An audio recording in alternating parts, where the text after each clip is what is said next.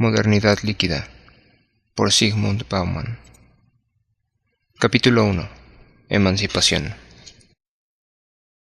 Hacia fines de las 3 gloriosas décadas que siguieron al final de la Segunda Guerra Mundial, 3 décadas de crecimiento sin precedentes y de afianzamiento de la riqueza y de la seguridad económica del próspero Occidente, Herbert Marcuse protestaba, y cito: «En cuanto al presente y a nuestra propia situación, creo que nos enfrentamos a un nuevo momento de la historia, porque hoy debemos liberarnos de una sociedad relativamente funcional, rica y poderosa. El problema al que nos enfrentamos es la necesidad de liberarnos de una sociedad que atiende en gran medida a las demandas materiales e incluso culturales del hombre. Una sociedad que, por usar un eslogan, reparte sus mercancías a un amplio sector de la población. Y esto implica que nos enfrentamos a la liberación de una sociedad en donde la liberación no tiene el aparente sustento de las masas». Fin de la cita. Para Marcuse, que debamos y tengamos que emanciparnos, liberarnos de la sociedad, no representaba un problema. Lo que sí era un problema, el problema específico de una sociedad que reparte sus mercancías, es que esa liberación carecía de un sustento de las masas. Para decirlo más sencillamente, pocos individuos deseaban liberarse. Todavía menos estaban dispuestos a actuar para lograrlo, y prácticamente nadie sabía con certeza en qué medida esa liberación de la sociedad sería diferente de la situación en la que ya se hallaban todos ellos. Liberarse significa literalmente deshacerse de las ataduras que impiden o constriñen el movimiento, comenzar a sentirse libre de actuar y moverse. Sentirse libre implica no encontrar estorbos, obstáculos, resistencias de ningún tipo que impidan los movimientos deseados o que puedan llegar a desearse. Tal como lo observaba Arthur Schopenhauer, la realidad es creada por el acto del deseo. La empecinada indiferencia del mundo a nuestras pretensiones, esto es, la reticencia del mundo a someterse a nuestra voluntad, nos devuelve la percepción del mundo real, restrictivo, limitante y desobediente. Sentirse libre de restricciones, libre de actuar según el propio deseo, implica alcanzar un equilibrio entre los deseos, la imaginación y la capacidad de actuar. Nos sentimos libres siempre y cuando nuestra imaginación no exceda nuestros verdaderos deseos, y ni una ni los otros sobrepasen nuestra capacidad de actuar. Por lo tanto, el equilibrio puede alcanzarse y conservarse inalterable de 2 maneras diferentes: agostando, recortando el deseo y o la imaginación, o ampliando la capacidad de acción. Una vez alcanzado el equilibrio, y en tanto permanezca intacto, la liberación resulta un eslogan vacío de significado y carente de motivación. Esto nos permite diferenciar entre libertad subjetiva y libertad objetiva, así como entre necesidad de liberación subjetiva u objetiva. Puede suceder que la voluntad de progreso se vea frustrada o directamente no emerja, por ejemplo, y según lo explicaba Sigmund Freud, por la presión ejercida por el principio de la realidad sobre el principio del placer del ser humano, y que las intenciones, ya sean reales o tan solo imaginarias, sean recortadas para adecuarlas al tamaño de la capacidad de actuar. Y, en particular, de actuar de manera razonable, con alguna posibilidad de éxito. Por el contrario, también puede suceder que a través de la manipulación directa de las intenciones, una suerte de lavado de cerebro, uno jamás llega a poner a prueba sus capacidades objetivas de actuar, y menos aún a averiguar cuáles son, colocando el nivel de las aspiraciones por debajo de la libertad objetiva. La distinción entre libertad subjetiva y objetiva abrió una verdadera caja de Pandora repleta de desconcertantes problemas del tipo fenómeno versus esencia. Cuestiones de variada pero significativa relevancia filosófica y potencialmente enorme trascendencia política. Una de esas cuestiones fue la posibilidad de que lo que experimentamos como libertad no lo sea en absoluto, que las personas puedan estar satisfechas de lo que les toca aunque diste mucho de ser objetivamente satisfactorio, que, viviendo en la esclavitud, se sientan libres y por lo tanto no experimenten ninguna necesidad de liberarse, renunciando a toda posibilidad de acceder a una libertad genuina.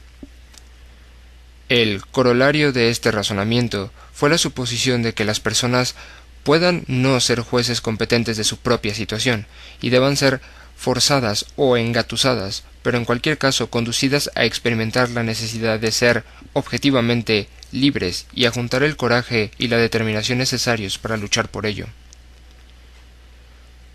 Un presentimiento aún más negro carcomía el corazón de los filósofos, que a las personas simplemente les disgustaba la idea de ser libres y que, dados los sinsabores que el ejercicio de su libertad podía implicar, rechazaban la perspectiva de su emancipación.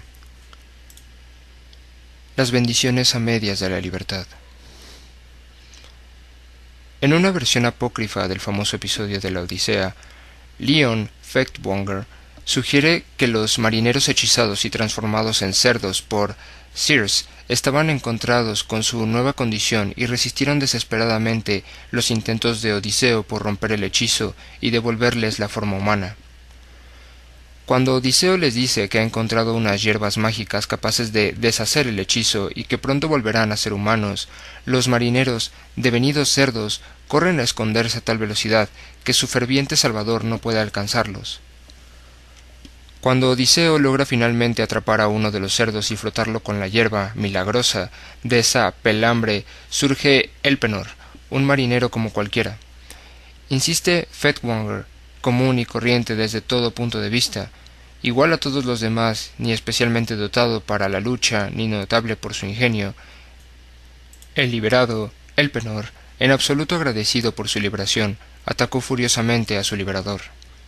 Y cito: «Así que has vuelto, granuja entrometido, otra vez a fastidiarnos y a molestarnos, otra vez a exponernos nuestros cuerpos al peligro y a obligar a nuestros corazones a tomar nuevas decisiones.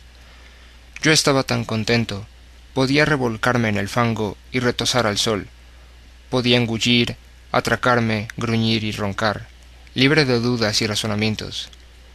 ¿Qué debo hacer esto o aquello? ¿A qué viniste? ¿A arrojarme de nuevo a mi odiosa vida anterior?» Fin de la cita. La liberación es una bendición o una maldición disfrazada de bendición o una bendición temida como una maldición. Cuando resultó evidente e insoslayable que la libertad se hacía esperar y que aquellos a quienes estaba destinada no le preparaban una bienvenida entusiasta, esos interrogantes torturaron a los pensadores durante la mayor parte de la Edad Moderna, que puso la liberación a la cabeza de su programa de reforma política y la libertad a la cabeza de su sistema de valores. Surgieron dos clases de respuestas.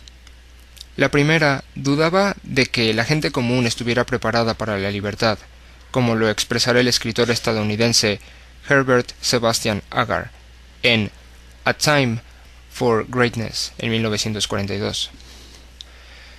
La verdad que hace libres a los hombres es en gran parte la verdad que los hombres prefieren no escuchar.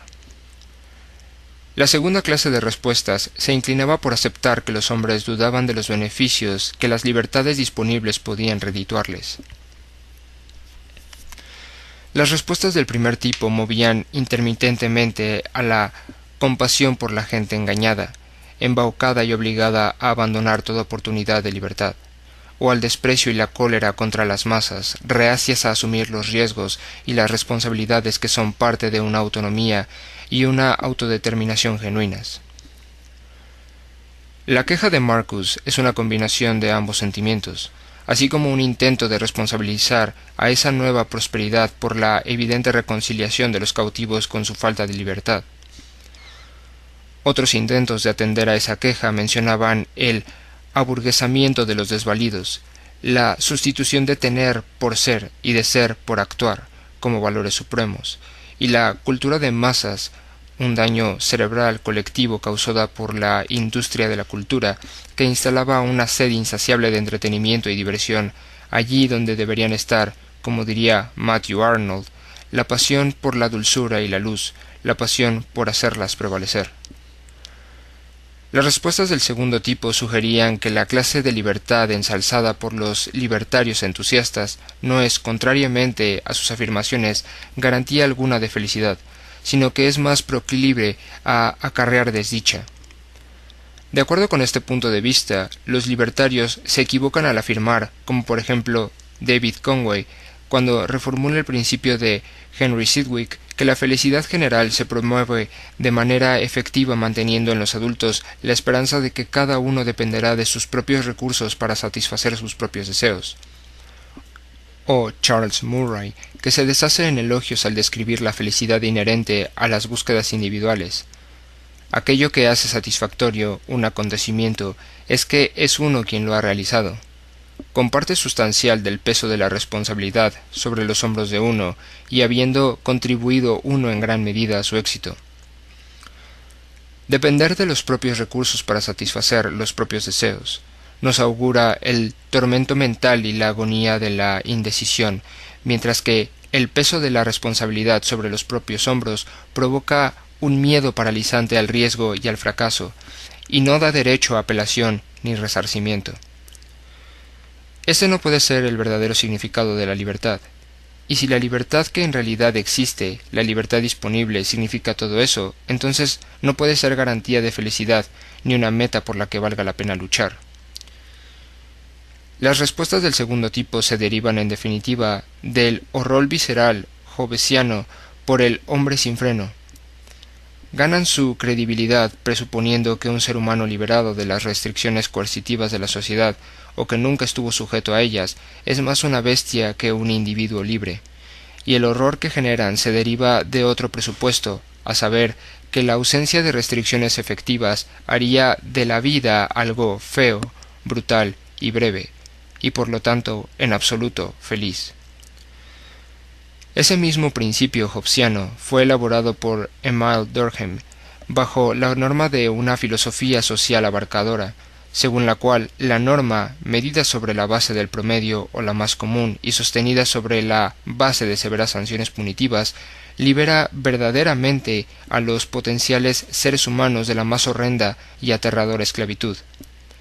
El tipo de esclavitud que no reside en ninguna presión externa, sino que acecha desde dentro, en la naturaleza presocial o asocial del hombre. Según esta filosofía, la coerción social es una fuerza emancipadora y la única esperanza razonable de libertad a la que los humanos pueden aspirar. El individuo se somete a la sociedad, y esta sumisión es la condición de su liberación. Para el hombre, la liberación consiste en librarse de las fuerzas físicas ciegas e irracionales. Lo consigue oponiéndoles la enorme e inteligente fuerza de la sociedad, bajo cuya protección se ampara. Poniéndose bajo el ala de la sociedad se vuelve, en cierta medida, dependiente de ella, pero se trata de una dependencia liberadora. No hay contradicción en ello. No solo no hay contradicción entre dependencia y liberación, sino que no existe otra manera de alcanzar la liberación más que someterse a la sociedad y seguir sus normas. La libertad no puede obtenerse en contra de la sociedad. El resultado de la rebelión contra las normas, aun si los rebeldes no se han transformado directamente en bestias y perdido la capacidad de juzgar su propia condición, es la agonía perpetua de la indecisión unida a la incertidumbre acerca de las intenciones y las acciones de los que nos rodean, algo capaz de convertir la vida en un infierno. La rutina y las pautas de comportamiento impuestas por la condensación de las presiones sociales le ahorran al ser humano esa agonía.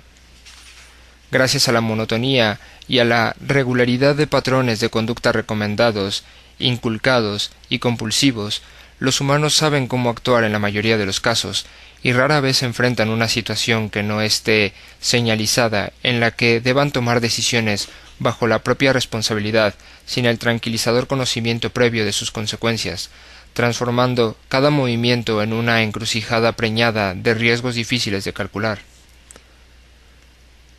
La ausencia de normas o su mera oscuridad, anomia, es lo peor que le puede ocurrir a la gente en su lucha por llevar adelante sus vidas. Las normas posibilitan al imposibilitar. La anomia augura una imposibilidad lisa y llana. Si las tropas de la regulación normativa abandonan el campo de batalla de la vida, solo quedan la duda y el miedo. Como dijera memorablemente Erich Fromm, cuando cada individuo debe dar un paso al frente y probar su suerte, cuando debe nadar o hundirse comienza la búsqueda compulsiva de certeza, la desesperada búsqueda de soluciones capaces de eliminar la conciencia de la duda. Y todo aquello que prometa asumir la responsabilidad de la certeza es bienvenido. La rutina puede degradar, pero también puede proteger. Así lo afirma Richard Sennett, para luego recordar a sus lectores la antigua controversia entre Adam Smith y Denis Diderot. Mientras que Smith prevenía a sus lectores de los efectos degradantes y anquilosantes de la rutina de trabajo, Diderot no consideraba que la rutina de trabajo fuera degradante. El más importante heredero moderno de Diderot, el sociólogo Anthony Giddens, ha intentado mantener viva esa postura, señalando el valor fundamental que tiene el hábito tanto para las prácticas sociales como para el autoconocimiento. La proposición del propio Sennett es sencilla. Imaginar una vida de impulsos momentáneos, de acciones a corto plazo, carente de rutinas sostenibles, una vida sin hábitos, es imaginar justamente una existencia insensata. La vida no ha llegado todavía al extremo de volverse insensata, pero ha sido bastante dañada.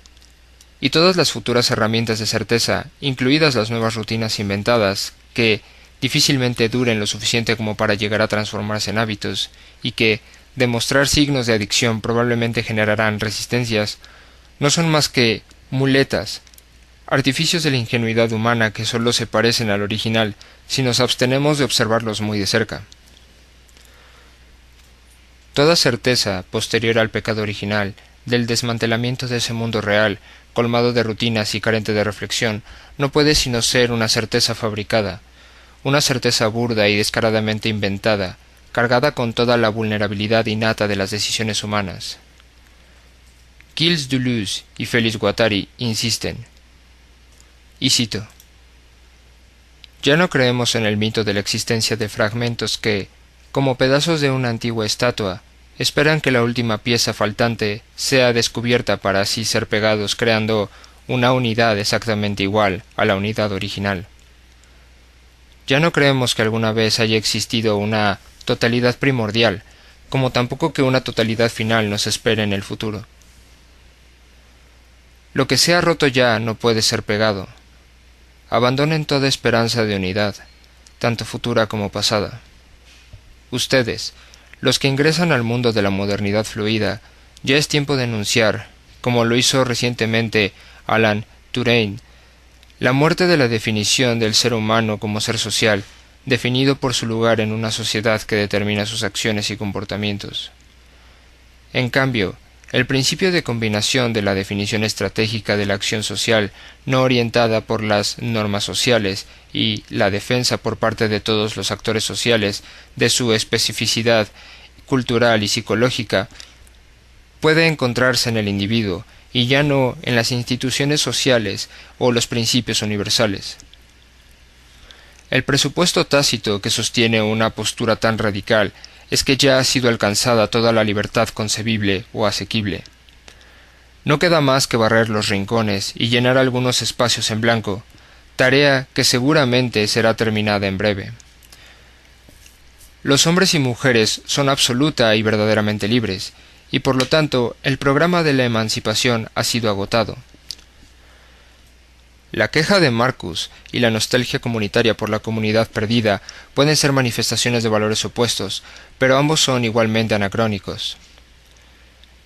Ni el rearraigamiento de los desarraigados ni el despertar del pueblo a la incompleta labor de la liberación son ya posibles. El dilema de Marcus ha perdido vigencia, ya que se le ha garantizado al individuo toda la libertad que hubiera podido soñar o anhelar. Las instituciones sociales están deseosas de traspasar a la iniciativa individual el incordio que representan las definiciones y las identidades, a la vez que resulta difícil encontrar principios universales contra los cuales rebelarse. En cuanto al sueño comunitarista de dar nuevo arraigo a lo desarraigado, nada puede cambiar el hecho de que únicamente hay transitorias camas de hotel, bolsas de dormir y divanes de análisis, y que de ahora en más las comunidades, más postuladas que imaginadas, ya no serán las fuerzas que determinen y definan las identidades, sino tan solo artefactos efímeros del continuo juego de la individualidad. los azares y los cambios de fortuna de la crítica. Cornelius Castoriadis afirma que lo que está mal en la sociedad en la que vivimos es que ha dejado de cuestionarse a sí misma. Se trata de un tipo de sociedad que ya no reconoce la alternativa de otra sociedad y por lo tanto se considera absuelta del deber de examinar, demostrar, justificar y más aún probar la validez de sus presupuestos explícitos o implícitos. Sin embargo, esto no significa que nuestra sociedad haya eliminado o puede eliminar, cerrando el paso a un levantamiento generalizado, el pensamiento crítico como tal. Tampoco ha desalentado, y menos aún amedrentado, su exteriorización. Muy por el contrario, nuestra sociedad, una sociedad de individuos libres, ha hecho de la crítica de la realidad, de la desafección de lo que es, y de la exteriorización de esa desafección una parte obligatoria a la vez que inevitable de las ocupaciones vitales de cada uno de sus miembros. Tal y como nos lo recuerda una y otra vez Anthony Giddens, en la actualidad todos estamos comprometidos en la política de vida. Somos seres reflexivos que observan con atención cada movimiento que hacen, que rara vez están satisfechos con sus resultados y que siempre están deseosos de rectificarlos. No obstante, de alguna manera esa reflexión no logra alcanzar los complejos mecanismos que conectan nuestros movimientos con sus efectos y que deciden sus resultados, y menos aún las condiciones que hacen que esos mecanismos jueguen con total libertad. Estamos quizá mucho más predispuestos críticamente, más atrevidos e intransigentes en nuestra crítica de lo que nuestros ancestros pudieron estarlo en su vida diaria. Pero nuestra crítica, por así decirlo, no tiene dientes. Es incapaz de producir efectos en el programa establecido para nuestras opciones de políticas de vida. Como nos previniera Leo Strauss hace ya largo tiempo, la libertad sin precedentes que nuestra sociedad ofrece a sus miembros ha llegado acompañada de una impotencia también sin precedentes. A veces escuchamos la opinión de que la sociedad contemporánea, que aparece bajo el nombre de sociedad moderna tardía o posmoderna, la sociedad de la segunda modernidad, según Ulrich Beck, o como yo prefiero llamarla, la sociedad de la modernidad líquida, es poco hospitalitaria con la crítica. Esa opinión parece perder de vista la naturaleza del cambio actual, presuponiendo que el propio significado de hospitalidad permanece inalterable a través de sucesivas etapas históricas. El punto es, sin embargo, que la sociedad contemporánea ha dado al ser hospitalitario con la crítica un sentido totalmente nuevo y ha encontrado el modo de acomodar el pensamiento y la acción críticos, permaneciendo a la vez inmune a los efectos de ese acomodamiento, emergiendo así intacta e incoluble, fortalecida en vez de debilitada, de las pruebas y los exámenes a los que la somete esa política de puertas abiertas. El tipo de hospitalidad que ofrece a la crítica la forma actual de la sociedad moderna puede compararse con el esquema de un predio para acampar. El lugar está abierto a todos aquellos que tengan su propia casa rodante y suficiente dinero para pagar la estadía. Los huéspedes van y vienen. A nadie le interesa demasiado cómo se administra el lugar, en tanto y en cuanto a los clientes se les asigna el suficiente espacio como para estacionar su casa rodante. Los enchufes y los grifos estén en buen estado y los propietarios de las casas cercanas no hagan demasiado ruido y mantengan bajo el volumen de sus televisores portátiles y de sus equipos de audio cuando anochece. Los conductores traen al lugar sus propias casas remolcadas por sus autos y equipadas con todo lo que necesitarán durante su estadía que, en todo caso, esperan sea breve. Cada conductor tiene sus propios horarios e itinerario. Lo que esperan de los administradores del establecimiento es que, tan solo, y nada menos, los dejen tranquilos y no los molesten.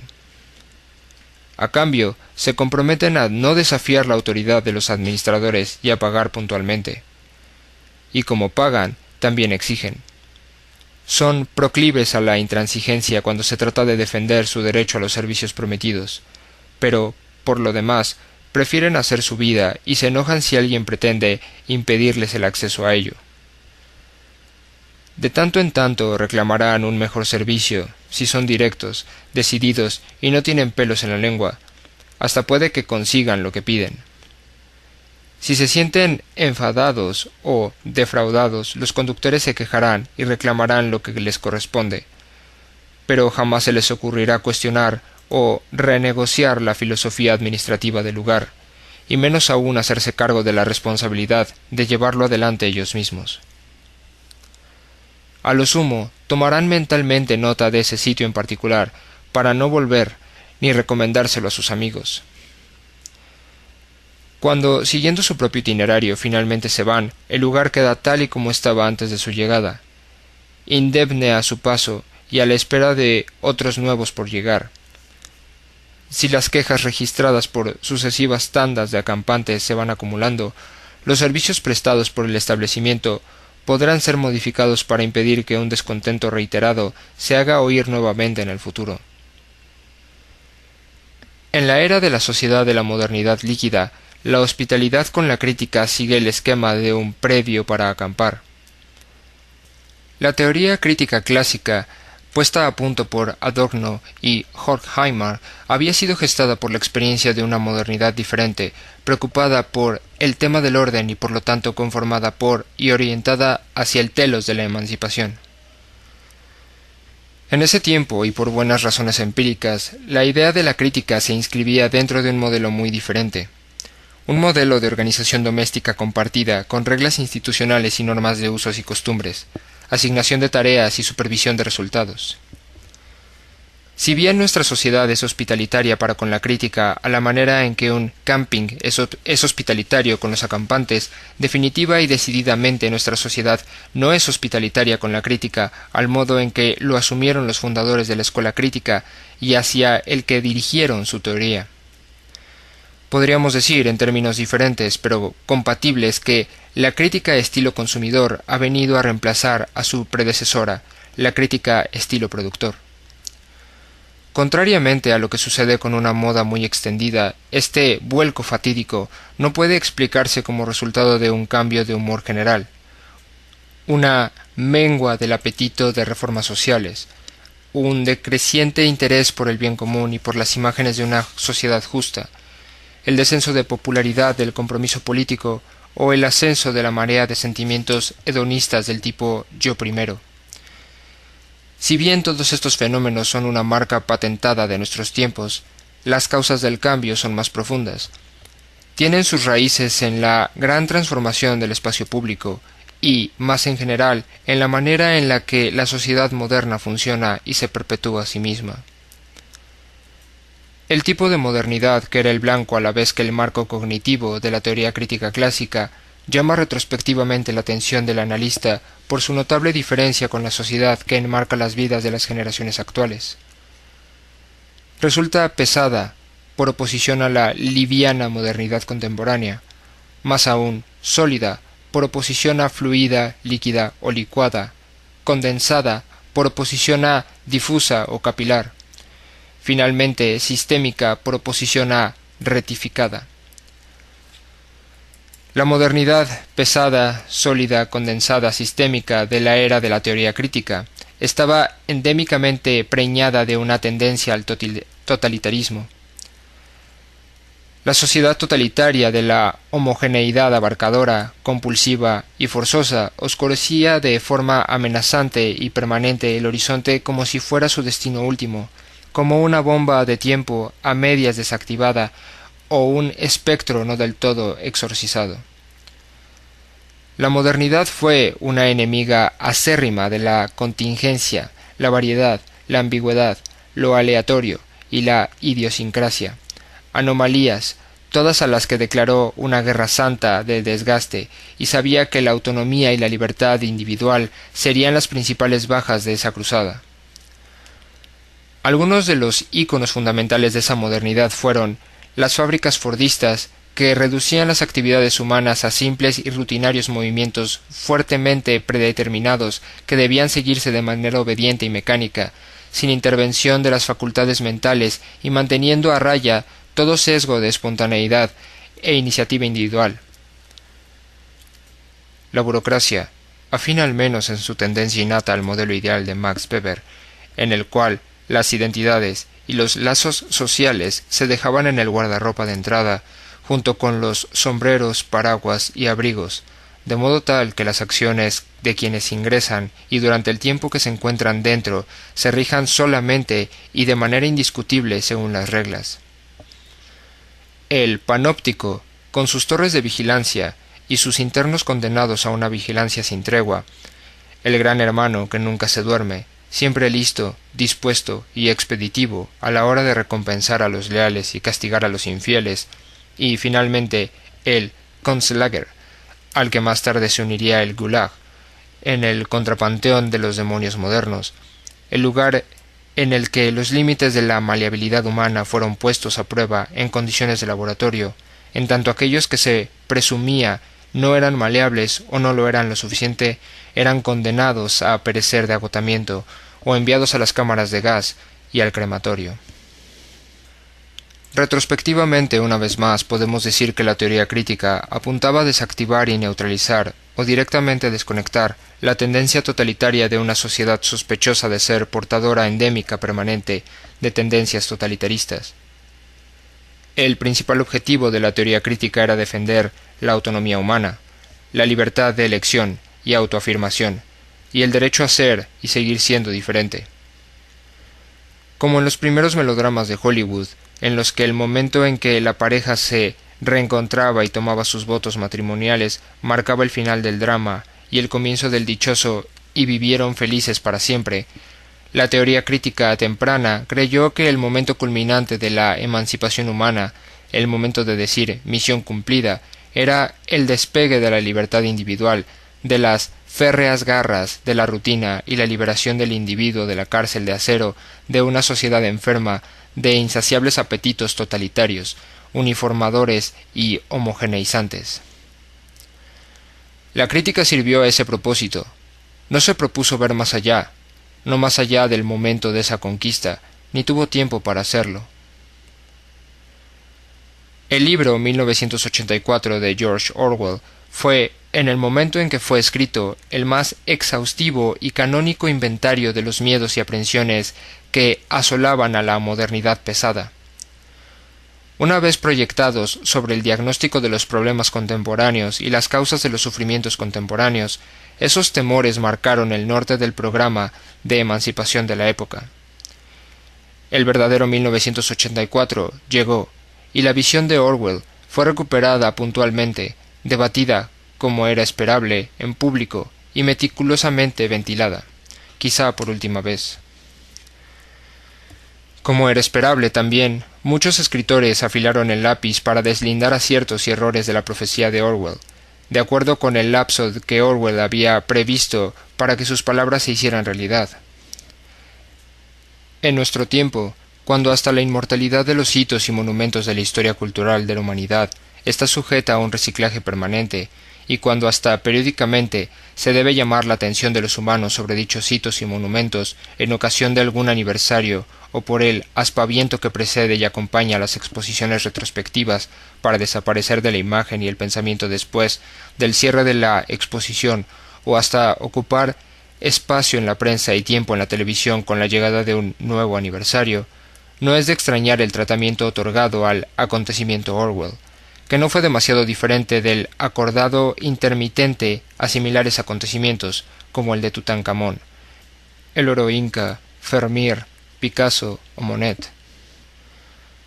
Aun así, la brevedad de las celebraciones de 1984, la tibieza y el rápido enfriamiento del interés que despertó y la velocidad con la que la chef-d'œuvre de Orwell volvió a sumergirse en el olvido cuando el bombo de la prensa se ha acallado, nos obligan a detenernos y reflexionar. Después de todo, ese libro fue durante décadas, y hasta hace apenas un par de décadas, el catálogo más autorizado de temores, presagios y pesadillas públicos. Entonces, ¿por qué despertó tan solo un interés pasajero durante su breve resurrección?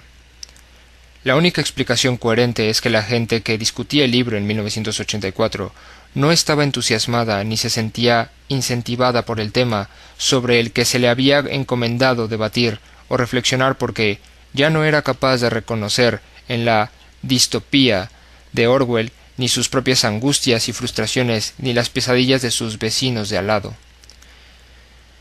El libro volvió a ocupar la atención pública tan solo fugazmente, y se le confirió un estatus indeterminado entre la historia naturalis del Plinio del Viejo y las profecías de Nostradamus. Hay formas peores de definir los periodos históricos que por el tipo de demonios interiores que los asolan y atormentan. Durante muchos años, la distopía de Orwell, junto con el siniestro potencial del proyecto iluminista desentrañado por Adorno o Horkheimer, el panóptico de Bentham, Foucault y los recurrentes síntomas de la marea totalitaria, fue identificada con la idea de modernidad. No es de extrañar, por lo tanto, que cuando la escena pública se vio aliviada de sus antiguos miedos y otros nuevos, muy diferentes de los horrores del inminente Gleichschaltung y la pérdida de la libertad, subieron a escena y se hicieron espacio en el debate público. Algunos observadores no tardaron en proclamar el fin de la modernidad, o más directamente aún, el fin de la historia misma, argumentando que ya había alcanzado su telos al haber hecho que la libertad, al menos el tipo de libertad cuyos ejemplos son el libre mercado y la libertad de elección, fuera inmune a toda amenaza futura. Y, sin embargo, y el reconocimiento es para Mark Twain, las noticias de la muerte de la modernidad e incluso los rumores de su canto de cisne son una burda exageración. La profusión de los obituarios no los hace menos prematuros. Parece que la sociedad que fue analizada y enjuiciada por los fundadores de la teoría crítica, o para el caso por la distopía de Orwell, fuera sólo una de las formas que la versátil y proteica sociedad moderna puede tomar. Su decadencia no augura el fin de la modernidad ni proclama el final de la desdicha humana. Menos aún presagia el fin de la crítica como labor y vocación intelectual, y bajo ningún punto de vista hace de esa crítica algo superfluo. La sociedad que ingresa al siglo XXI no es menos moderna que la que ingresó al siglo XX. A lo sumo se puede decir que es moderna de manera diferente. Lo que la hace tan moderna como la de un siglo atrás es lo que diferencia a la modernidad de cualquier otra forma histórica de cohabitación humana. La compulsiva, obsesiva, continua, irrefrenable y eternamente incompleta modernización. La sobrecogedora, inextirpable e inextinguible sed de creación destructiva o de creatividad destructiva según sea el caso, limpieza del terreno en nombre de un diseño nuevo y mejorado, desmantelamiento, eliminación, discontinuación, fusión o achicamiento, todo en aras de una mayor capacidad de hacer más de lo mismo en el futuro, aumentar la productividad o la competitividad. Como lo señalara Ephraim Lessing hace ya largo tiempo, en los umbrales de la era moderna fuimos emancipados de nuestra fe en el acto de la creación, en la revelación y la condenación eterna. Una vez eliminadas esas creencias, los humanos nos encontramos a nuestra merced, lo que significa que de allí en más ya no hubo otros límites para el progreso y el automejoramiento que los impuestos por la calidad de nuestros talentos heredados o adquiridos. Recursos, temple, voluntad y determinación. Y todo aquello que fue hecho por el hombre lo puede deshacer. Ser moderno terminó significando, como en la actualidad, ser incapaz de detenerse y menos aún de quedarse quieto.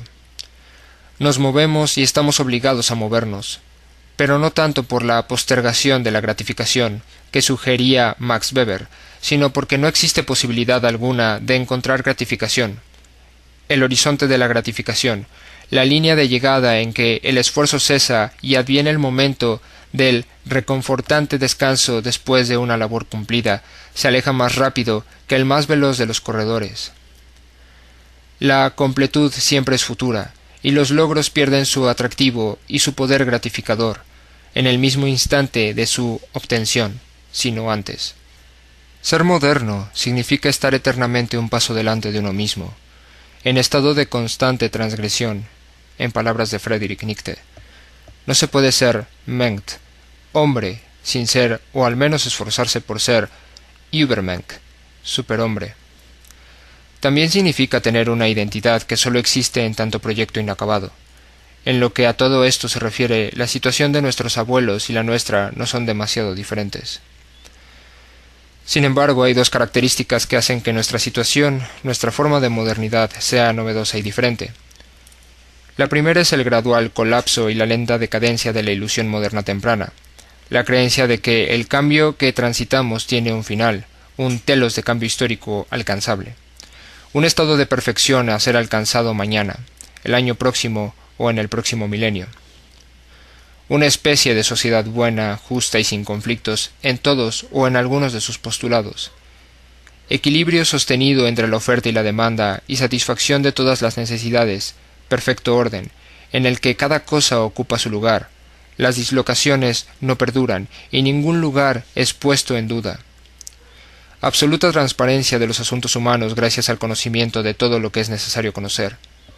Completo control del futuro. Completo al punto de poder eliminar toda contingencia, disputa, ambivalencia y consecuencia imprevista de los emprendimientos humanos. El segundo cambio fundamental es la desregulación y la privatización de las tareas y responsabilidades de la modernización. Aquello que era considerado un trabajo a ser realizado por la razón humana, en tanto atributo y propiedad de la especie humana, ha sido fragmentado, individualizado, cedido al coraje y la energía individuales y dejado en manos de la administración de los individuos y de sus recursos individualmente administrados.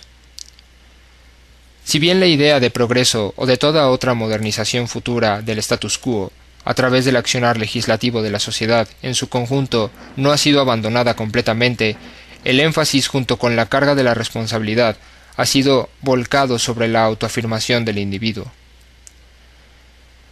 Esta fatídica retirada se ha visto reflejada en el corrimiento que hizo el discurso ético-político desde el marco de la sociedad justa hacia el de los derechos humanos, lo que implica reenfocar ese discurso en el derecho de los individuos a ser diferentes y a elegir y tomar a voluntad sus propios modelos de felicidad y de estilo de vida más conveniente. Las esperanzas de progreso, en vez de transformarse en dinero a lo grande en las arcas del gobierno, se han focalizado en cambios menores en el bolsillo de los contribuyentes. Si la modernidad original era pesada en la cima, la modernidad actual es liviana en la cima. Luego de liberarse de sus deberes emancipadores, salvo el de delegar el trabajo de la emancipación en las capas medias y bajas sobre las que ha recaído la mayor parte de la carga de la continua modernización, no más salvación por la sociedad, proclamaba el famoso apóstol del nuevo espíritu comercial, Peter Drucker. No existe la sociedad, declaraba más rotundamente Margaret Thatcher. No mires hacia arriba ni hacia abajo. Mira adentro tuyo, donde se supone residen tu astucia, tu voluntad y tu poder, que son todas las herramientas que necesitas para progresar en la vida. Ya no hay un gran hermano observándote. Ahora tu tarea es observar las creencias filas de grandes hermanos y grandes hermanas. Observarlos atenta y ávidamente, por si encuentras algo que pueda servirte. Un ejemplo a imitar o consejo sobre cómo enfrentar tus problemas que, como sus problemas, deben y solo pueden ser enfrentados individualmente. Ya no hay grandes líderes que te digan qué hacer, liberándote así de la responsabilidad de las consecuencias de tus actos. En el mundo de los individuos solo hay otros individuos de quienes puedes tomar el ejemplo de cómo moverte en los asuntos de tu vida, cargando con toda la responsabilidad de haber confiado en ese ejemplo y no en otro.